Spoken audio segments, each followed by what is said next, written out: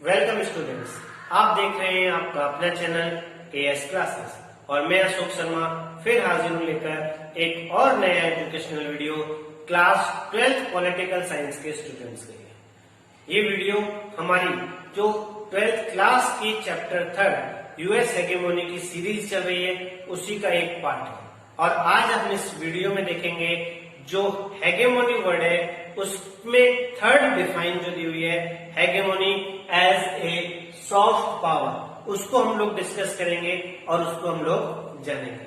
तो स्टार्ट करते हैं और देखते हैं कि आखिर सॉफ्ट पावर के बेसिस पर हेगेमोनी वर्ड की डिफाइन हमारे यूएस की वर्चस्वता को कहां तक पूरे तरीके से क्लियर करती है। तो चलो देखते हैं। सबसे पहले मैंने दिया है the third dimension of US hegemony is the ideological and cultural dimension.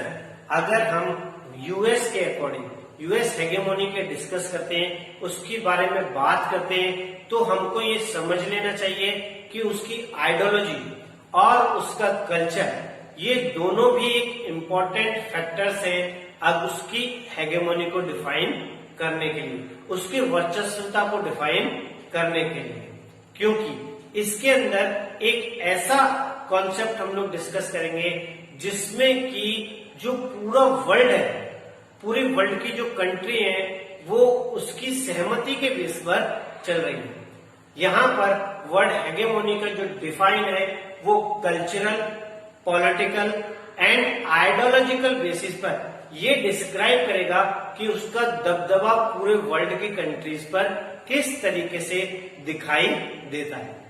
तो देखते हैं the behaviour of hegemony prevail when the predominant class or country get the consent of dominant class.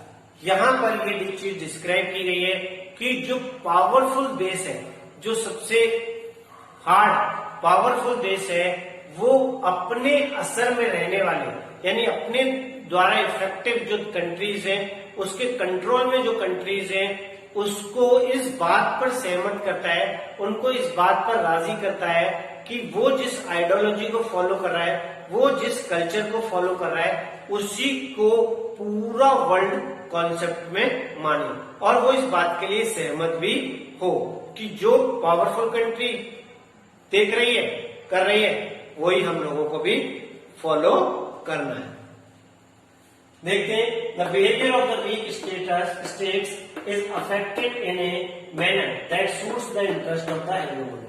Clearly है, जो पावरफुल कंट्री है वो जिस तरीके के आइडियोलॉजी में जा रही है, उसी तरीके की आइडियोलॉजी में कमजोर जो देश है या उससे प्रभावित जो देश है वो उसको फॉलो करते हैं, वो उसकी ही आइडियोलॉजी को आगे बढ़ाते हैं। The preponderance of US hegemony today not only on its military and economic superiority but also its cultural presence। अगर हम यूएस हेगेमोनी को आज के कॉन्सेप्ट में देखते हैं, उसके दबदबे को आज के कॉन्सेप्ट में देखते हैं, तो उसका मिलिट्री और इकोनॉमिकली बेस नहीं है, उसका कल्चरल कारण भी है कि वो वर्ल्ड पर पूरे तरीके से छाया हुआ है। हम ये भी देखते हैं कि जो पावरफुल कंट्रीज हैं वो इस बात में सक्षम है, वो इस बात में कैपेबल है कि वो किसी भी कंट्री को जोर जबरदस्ती या रजामंदी तरीके से अपनी बात मनवाने में कर सकती है। बट अक्सर ये देखा गया है कि जो रजामंदी वाला कॉन्सेप्ट है, यानी जो राजी राजी काम करने वाला कॉन्सेप्ट है, वो ज्यादा सक्सेसफुल हुआ है बजाय किसी के ऊपर मिलिट्री बेसिस से अपनी बात को मनवाना। तो हम यहाँ पर देखते हैं कि यूएस हेगेमोनी जो है, most of the ideas of good life, personal success, dream of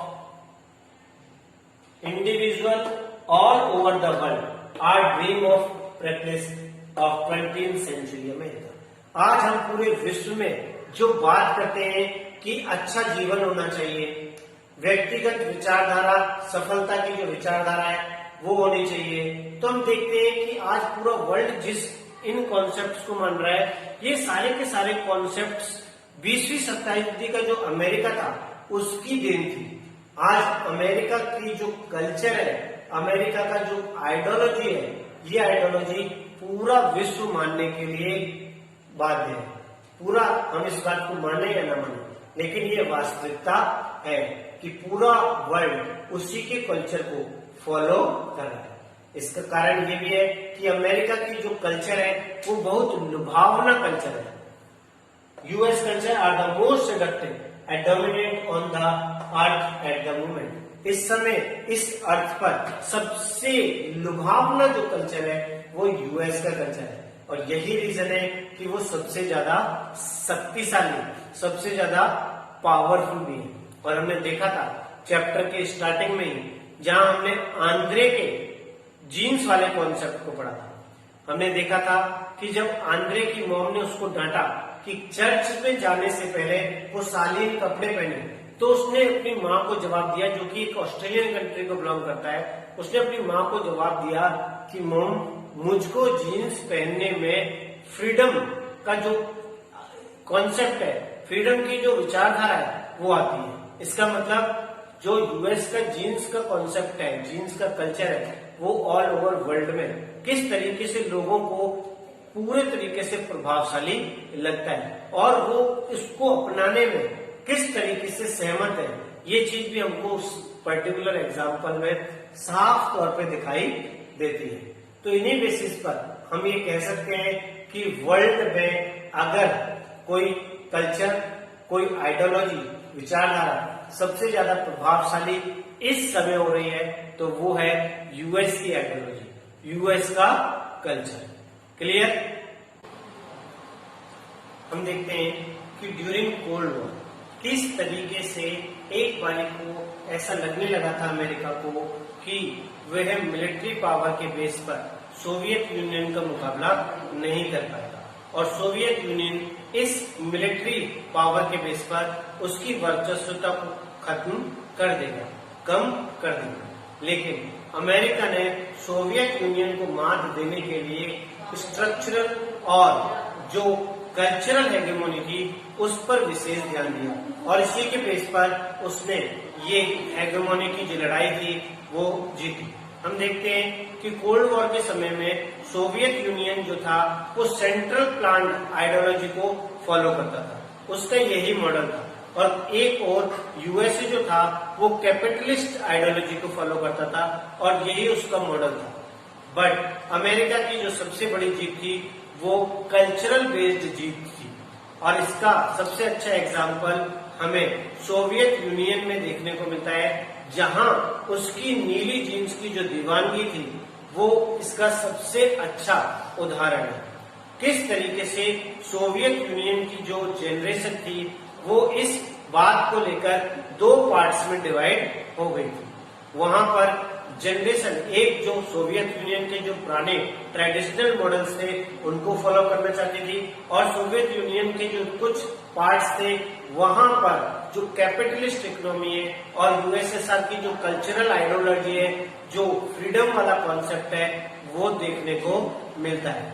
और इस बेस पर हम कह सकते हैं कि कहीं न कहीं अमेरिका ने सोवियत यूनियन को पूरे तरीके से कल्चरली बेस्ड पर मात दे दी थी। इसी को हम कहते हैं हेगेमोनी एज ए सॉफ्ट पावर, जिसमें US का वर्चस्व हमको वर्ल्ड पर साफ दिखाई देता है।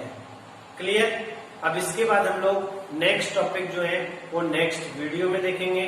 तब तक आप देखते रहिए AS क्लासेस के चैनल को और उस पर अपलोड की गई US हेगेमोनी की प्रीवियस वीडियोस को, ताकि आप अपनी नॉलेज को कंटिन्यू गेन करते रहें और बढ़ाते रहें। Thank you.